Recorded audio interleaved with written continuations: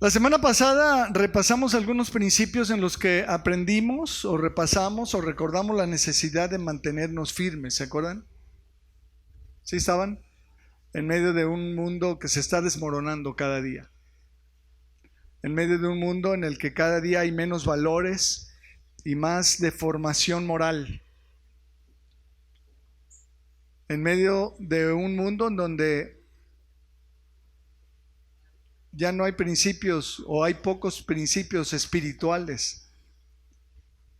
Estamos viendo con nuestros propios ojos la desintegración de la familia, la desintegración del matrimonio, de la santidad. Es un concepto que ya no vemos hoy, obsoleto. Cada vez vemos más corrupción y más violencia. ¿Cierto? Veíamos también la semana pasada que muchos cristianos no están lo suficientemente firmes, que no están lo suficientemente firmes en su fe y que están siendo arrastrados por el error de los incrédulos, de estas personas que están promoviendo toda esta clase de cosas hoy en día.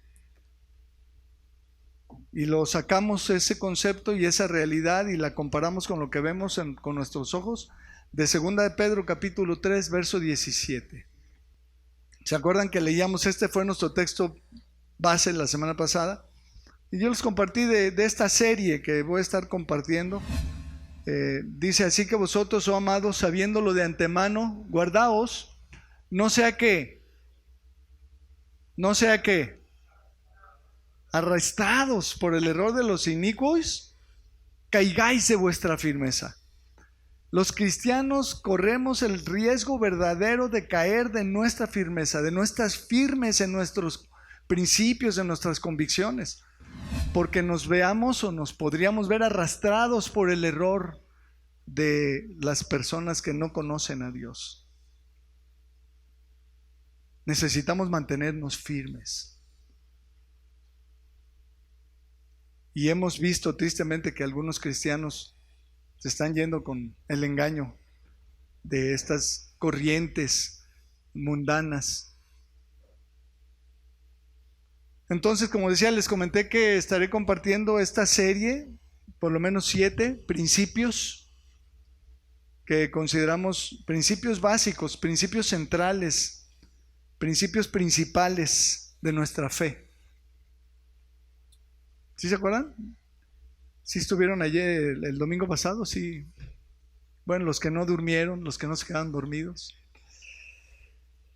Comencé yo la semana pasada compartiéndoles el primero. ¿Quién se acuerda cuál fue el primero?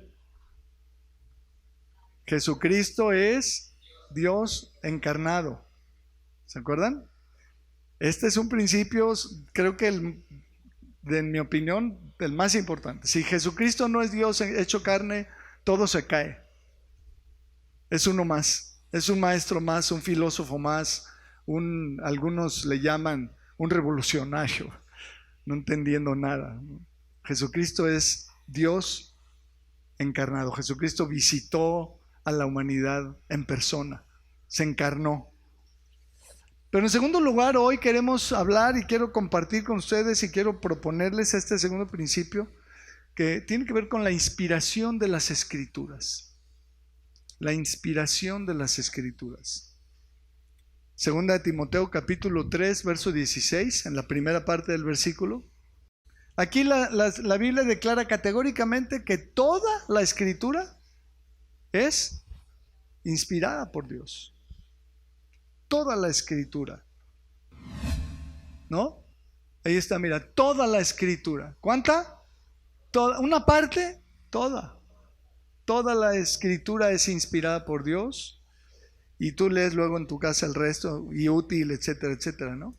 Recientemente, no sé si lo has escuchado, ha surgido una corriente, incluso entre los cristianos y en las iglesias, que cuestiona esta verdad, que cuestiona la inspiración de las Escrituras, con el falso argumento de que Dios es más grande que un libro. ¿Lo has oído?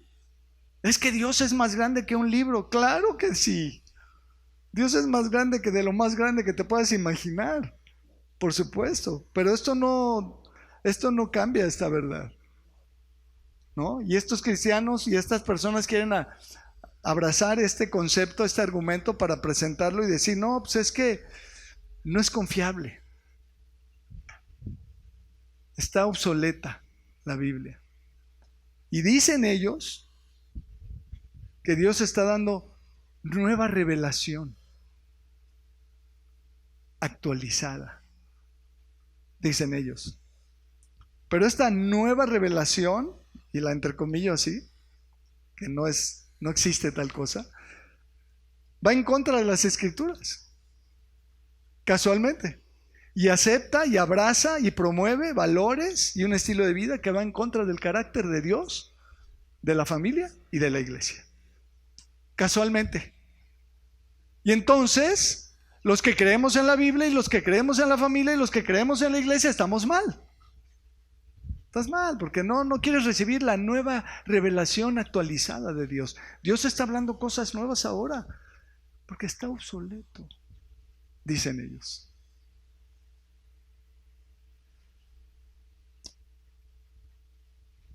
¿Cómo ves? Es peligroso este argumento. Puede arrastrarte, te puede arrastrar y te puede hacer caer de tu firmeza. Esta es una gran mentira y un gravísimo error. Un gravísimo error. Yo estoy convencido que a todos estos les está pasando lo mismo que les pasó a aquellos a los que el Señor les dijo que estaban equivocados porque negaban la resurrección de los muertos. Búscalo conmigo allá en Mateo 22, 29. Mateo 22, 29. Entonces respondiendo Jesús les dijo, erráis. ¿Por qué erráis? ¿Todavía no está ahí? Mateo 22, 29. Erráis ignorando las Escrituras y el poder de Dios. A mí me gusta decir que este es un principio universal, que este es un principio de Dios. ¿Cuál es? La raíz del error es la ignorancia de las Escrituras y del poder de Dios. Dios tiene todo el poder y las Escrituras con que contamos son inspiradas por Él. Y cualquier error emana de esta verdad. Son personas que niegan que la palabra de Dios es inspirada, que las Escrituras son inspiradas. Y entonces se equivocan en lo que propongan, en lo que digan. Se equivocan. El poder transformador de la palabra de Dios es la prueba inequívoca de que es inspirada por Dios, que es palabra viva. Si la palabra de Dios no ha cambiado tu vida y si no has experimentado el poder transformador de las verdades de las Escrituras, yo que tú me preocuparía seriamente. Fíjate, el contexto de este versículo que estamos viendo en 2 de Pedro 3, por favor. 2 de Pedro 3, vimos el 17, ¿se acuerdan? Que dice que sabiéndolo de antemano, nos cuidemos, no sea que arrastrados por el error de los inicuos caigamos de nuestra firmeza. ¿Cuál es el contexto? ¿De qué viene hablando ese versículo? ¿De qué crees? De la gente que tuerce las Escrituras, casualmente.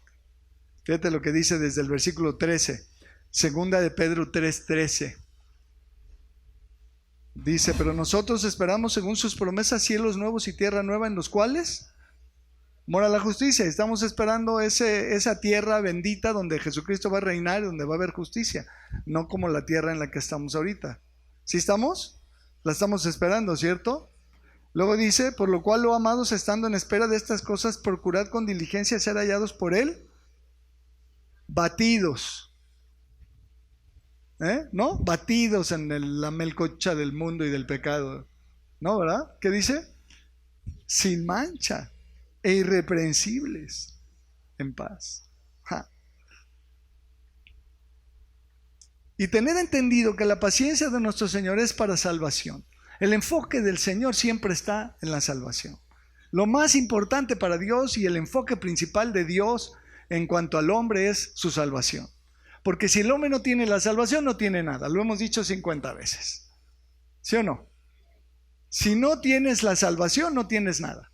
No, pero es que tengo una buena familia y tengo dinero y tengo coche y tengo viajes. Qué bueno, no tienes nada. Porque el día que te mueras vas a ir a la condenación eterna. Entonces, ¿de qué te sirvió todo lo demás? El Señor dijo, ¿de qué le sirve al hombre si ganare todo el mundo y perdiere su alma? No sirve de nada. Si voy a perder mi alma en el infierno y voy a estar perdido por la eternidad en la oscuridad eterna, lo que haya disfrutado, vivido y logrado y tenido y no va a haber servido para nada. ¿Sí estás de acuerdo? Tened entendido que la paciencia de nuestro Señor es para salvación. Si Dios no tuviera la paciencia de esperar a que más personas se salvaran, ya se hubiera acabado esto desde hace tiempo. Como también nuestro amado hermano Pablo, según la sabiduría que le ha sido dada, os ha escrito casi en todas sus epístolas, está escrito por todos lados esto, hablando en ellas de estas cosas, entre las cuales hay algunas difíciles de entender, las cuales los indoctos e inconstantes tuercen, pero no nada más tuercen las enseñanzas del apóstol en sus epístolas, sino que también dice, como también las otras escrituras, para su propia perdición. El perjuicio principal de las personas que tuercen la Biblia y se autoengañan y creen que la Biblia dice algo que no dice y justifican sus porquerías y sus malas obras y sus pecados, esos pobrecitos es para su propia perdición. Los únicos afectados son ellos, porque Dios está en su trono y estas cosas Dios no lo mueve. Y nosotros que tenemos la vida eterna y que creemos lo que debemos creer, estamos seguritos. Nada nos apartará de la palma de su mano. Que se preocupen ellos, pobrecitos. Pero tenemos que tener cuidado de que no nos vayan a arrastrar, como dice ahora sí el versículo que sigue. Así que, amados o amados, sabiéndolo de antemano, que hay personas que tuercen las escrituras, que hay personas que tuercen las epístolas de Pablo, del Nuevo Testamento. Guardaos, no sea que arrastrados por el error de estas personas que tuercen las escrituras, que tuercen las epístolas, caigamos de nuestra firmeza. ¿Sí ves cómo está en su contexto natural? Fíjate qué interesante que desde los días de Pablo ya había quien torcía las escrituras. Estamos hablando de hace más de 2000 años. Ya había quien torcía las escrituras, torcía sus enseñanzas. Y también dice el resto de las escrituras, no nada más las enseñanzas nuevas de Pablo, sino las otras escrituras, todo el Antiguo Testamento. Entonces tenemos que ser muy cuidadosos de no comprar estas mentiras que deforman los principios de la palabra de Dios, que se parecen pero que no son iguales, que están torcidas, son enseñanzas retorcidas. A estas personas aquí la Biblia los llama inicuos. Inicuos, ahí lo ves, ahí dice. Y luego dice que están en el error. Son inicuos equivocados. Personas que están equivocadas. Tremendamente equivocados. Y como dije hace rato, lo vuelvo a decir, hay muchos cristianos hoy en día que están siendo arrastrados por el error de quienes tuercen las escrituras. Están cayendo de su firmeza, porque estar firme es lo contrario de esto, es no torcer la Biblia, respetarla y dejarla tal como está. Eso es estar firme. El valor aquí, el segundo principio de la serie es, ¿quieres estar firme? Tienes que respetar y no torcer las escrituras y aceptarlas como están, como son. Es la palabra de Dios. ¿Te acuerdas cómo el Señor enfrentó a Satanás? 3 veces le dijo, escrito está, escrito está. Y por ahí luego nos dice la Escritura más adelante que la palabra de Dios es la espada del Espíritu, ¿no? Es un arma de ataque y de defensa. El Señor Jesucristo se defendió diciéndole al diablo, pero incluso hay un momentito en donde el Señor Jesucristo, como solía, soltó una bomba atómica. Increíble. Mateo 4:4. Mateo 4:4.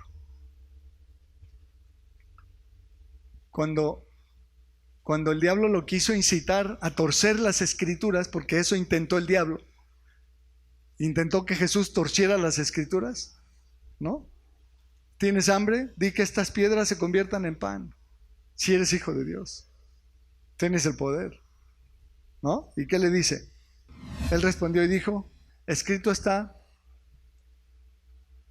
no solo de pan vivirá el hombre, sino que, ¿de qué va a vivir? Además de pan. Porque dice, no solo de pan. O sea, el pan, por supuesto, lo físico, la comida física es parte de lo que mantiene nuestra vida. Pero dice, no solo de eso. ¿Qué está diciendo el Señor Jesucristo? Que la vida del hombre no puede ser nada más lo material. Pero este mundo nos quiere convencer de que la vida del hombre nada más es lo material. Es una enorme mentira. Es un error inicuo. La verdad es que el hombre no puede vivir solamente de lo físico. Tenemos que alimentar la parte espiritual, así como alimentamos la parte física con el pan. Pero dice, no solo de pan vivirá el hombre, y es un principio universal. Otra vez, bomba atómica espiritual. Es una verdad de Dios, es una verdad divina. La vida del hombre también es espiritual, tiene que ver con lo espiritual. Pero no nada más eso, sino que dijo que esa parte espiritual, que no es el pan físico, ¿de dónde va a emanar? De la boca de Dios, de las palabras, de lo que sale y ha salido de la boca de Dios. ¡Wow! ¿Qué sale de la boca de Dios? Palabras. ¿Qué sale de tu boca? Palabras, ¿no? ¿O no? Sí, ¿verdad? Muchas. A veces más de la cuenta. Palabras. A veces improperios, a veces maldiciones, y no debe ser, ¿verdad? Pero de la boca de Dios no salen esas cosas, ¿no? Ni culebras ni serpientes, ¿no? Sale su palabra divina, su palabra bendita, perfecta. Pero además el Señor mismo, el Señor Jesucristo mismo, dijo que sus palabras son más firmes que lo físico. ¿Se acuerdan de este pasaje en Mateo 24:35? Que dice, el cielo y la tierra pasarán, pero, ¿quién me lo completa? Pero mis palabras no pasarán. Ahí está ya. ¿Ves lo que está diciendo la Escritura? ¿Lo ves? Sí, ponte tantito afuera y velo. Está diciendo, mis palabras son más permanentes, firmes, sólidas que la creación completa. Porque el cielo y la tierra va a pasar, se va a acabar, pero mis palabras no se van a acabar, van a permanecer. Wow. Ni una jota, ni una tilde, dice. Y todo lo que está escrito de mí, dijo el Señor, tiene cumplimiento. Su palabra se va a cumplir. ¿Sí te tengo hasta aquí? Entonces fíjate, la Biblia nos hace un par de advertencias importantes. Proverbios 35. Proverbios 35. Y si no has puesto atención en todo lo anterior, aquí pon atención. Llévate esto de aquí. No añadas a sus palabras. Para que, salud, para que no te reprenda, dice. Y seas hallado mentiroso. Aquí la pregunta es, ¿cómo les va a ir a los que añadan a sus palabras? ¿Cómo los va a encontrar Dios? ¿Qué les va a decir? ¿Qué les va a decir Dios? Bien, buen siervo y fiel. ¿No, verdad? Digo, mentiroso. ¿Cómo te atreviste a añadirle a mi palabra? Aumentarle, a decir algo que no decía. Wow. Los va a reprender el Señor por mentirosos, por añadirle a su palabra. A su palabra no se le puede añadir. Tenemos que ser muy cuidadosos Y el otro pasaje muy impresionante, que teológicamente todavía no me atrevo a decir algo, pero ve lo que dice Apocalipsis 22, 18. El último capítulo de la Biblia, en los últimos versículos del último capítulo de la Biblia, ¿qué dice Dios? Apocalipsis 22, 18. Yo testifico a todo aquel que oye las palabras de la profecía de este libro. Si alguno añadiere a estas cosas, Dios le dará las gracias por actualizar su palabra. Dios le va a felicitar por poner orden a la cosa. ¿Qué dice? ¿Has leído las plagas del Apocalipsis? Uf. Dios traerá sobre él las plagas que están escritas en este libro. Y si alguno le quitare, versículo 19, si alguno quitare de las palabras del libro de esta profecía, Dios quitará su parte del libro de la vida. Esto es un asunto realmente serio, muy serio, que Dios quite tu nombre del libro de la vida y de la santa ciudad y las cosas que están escritas en este libro. Quiere decir que te van a echar al lago de fuego, porque el que no se halló inscrito en el libro de la vida fue lanzado al lago de fuego. Esto es algo gravísimo, seriosísimo. No le podemos quitar a la Biblia. No podemos decir que la Biblia aprueba algo que no aprueba. ¿Sí lo ves, hermano? ¿Sí ves la firmeza que debemos tener los cristianos? La palabra de Dios es inspirada y está completa y no tiene error y no hay que tocarla.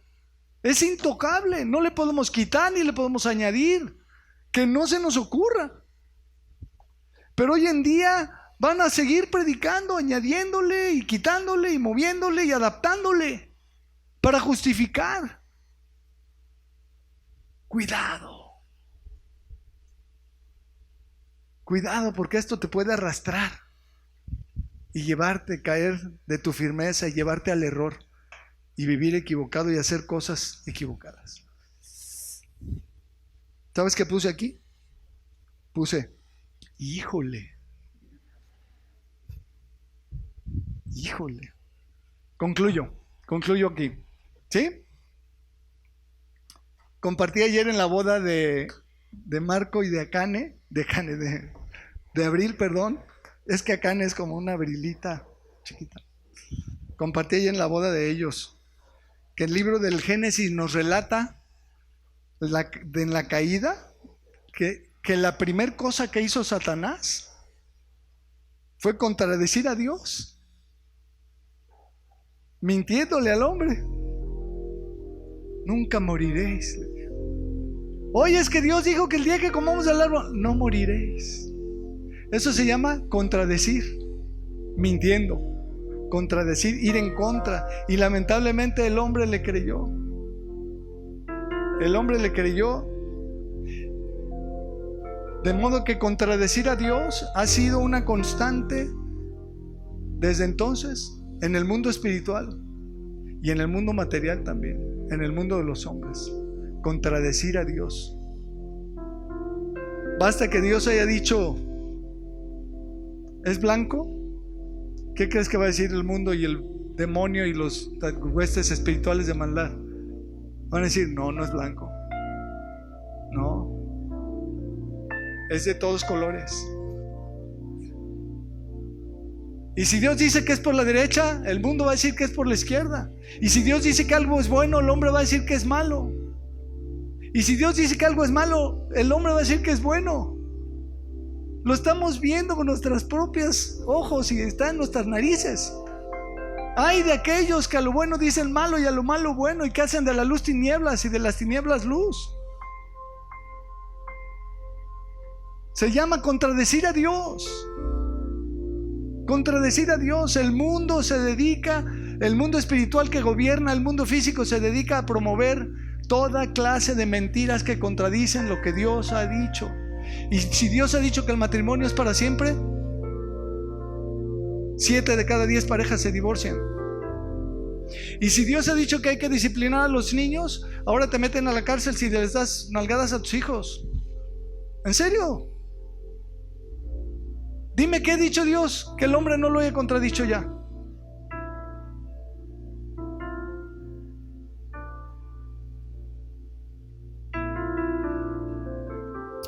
Termino con este texto de Isaías 66. Me encanta, este es uno de mis versículos consentidos, más gustados del Antiguo Testamento. Isaías 66, 1 y 2, por favor.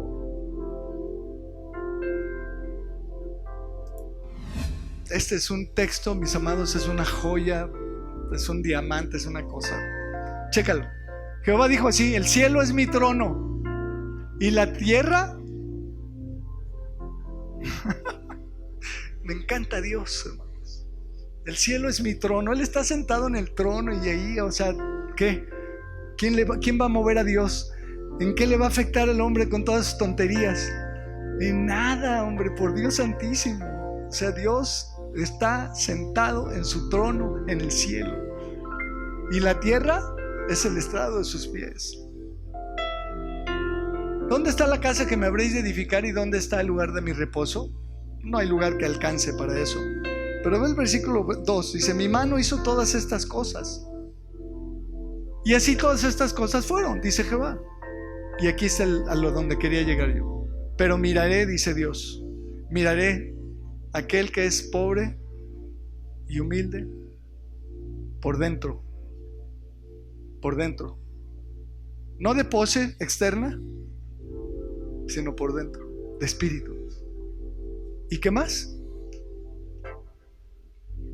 ¿Y qué más? Si están ahí, despiertan. A ver, a la cuenta de 3 despiertan todos. 1, 2. Y que tiembla a mi palabra. ¿Sabes cómo se llama eso? Respeto ante la palabra de Dios. Cuando la leas, ten mucho cuidado que la leas como la debes leer.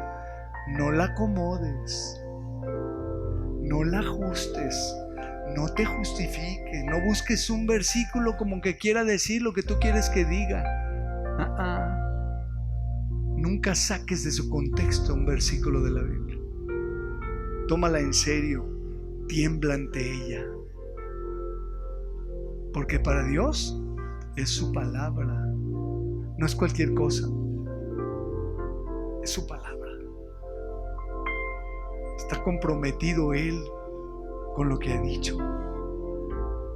¿Sí lo ves? Es la actitud que creo que debemos tener, guardar, temblar ante la palabra de Dios y tener esta actitud de humildad, de pobreza espiritual. ¿Sí lo ves? ¿Cómo dice? Miraré a aquel que es pobre y humilde de espíritu. Dios pone sus ojos en aquellos que por dentro son humildes y sencillos. Esa es la actitud. Señor, tú has dicho, tú dijiste, Señor, como tú digas. Punto. Que debo perdonar, perdono. Que debo pedir perdón, pido perdón. Que debo amar, que me debo sujetar, me sujeto. Que debo respetar, respeto. Lo que tú digas, Señor. Que no debo fornicar, lo que tú digas. Que no debo cometer adulterio, lo que tú digas.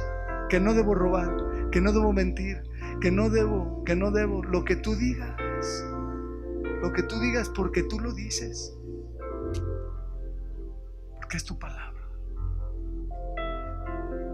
Mejor temblar que brincársela. ¿Qué opinas? ¿Estás de acuerdo? Entonces, primer principio: Jesucristo es Dios hecho hombre. Segundo principio: toda la escritura es inspirada por Dios. Tercer principio: ¿tienen tiempo todavía? Continuará de hoy en 8, si Dios quiere. Veremos el tercero, que es, creo, sinceramente es de mis chiqueados, el que sigue. Y luego ya veremos otros, son 7. Vamos a orar. ¿Oramos? Señor, damos gracias por tu palabra. Queremos aprender esta actitud, Señor, de ser humildes y temblar ante ella. Porque leemos estas advertencias tremendas, Señor, de aquellos hombres impíos, torcidos, que tuercen tu palabra, hombres inicuos, dice tu palabra, equivocados, errados, que tuercen, que se equivocan porque ignoran las verdades preciosas de tu palabra, ignoran tu justicia, tu santidad, tu pureza, tu verdad, tu sabiduría. Gracias, Señor Jesucristo, gracias por todo lo que nos has dado, por la familia, Señor, por el matrimonio, por la paternidad, por la iglesia, Señor. Gracias por tus instituciones, Señor, por tu futura esposa, Señor, la iglesia. Muchas gracias por todo, Señor. Enséñanos y permítenos estar firmes con estas verdades, Señor, y no movernos a pesar de los ataques de Satanás que cuestionan, usando tu palabra, cuestionan tu palabra, Señor. Queremos estar firmes y responder como lo hiciste tú, Señor, cuando te tentó el diablo. Escrito está. Ayúdanos, Señor. Protégenos, guárdanos, líbranos del mal, para que no nos dañe, Señor. Y ayúdanos a confiar siempre en ti, en tus promesas, porque eres fiel, porque siempre cumples, porque tú nunca mientes, ni has mentido, ni mentirás jamás. Y si tú dices ahí que podemos confiar en ti, Señor, queremos y vamos a confiar en ti siempre, Señor, porque eres confiable. Eres confiable, Señor, a rajatablas. Gracias, Señor. Gracias, en el nombre de Jesucristo oramos. Pues un abrazo a los que nos logren ver de aquel lado. Que Dios les bendiga. Nos vemos la próxima semana. Un abrazo grande, muy cariñoso. Bye bye.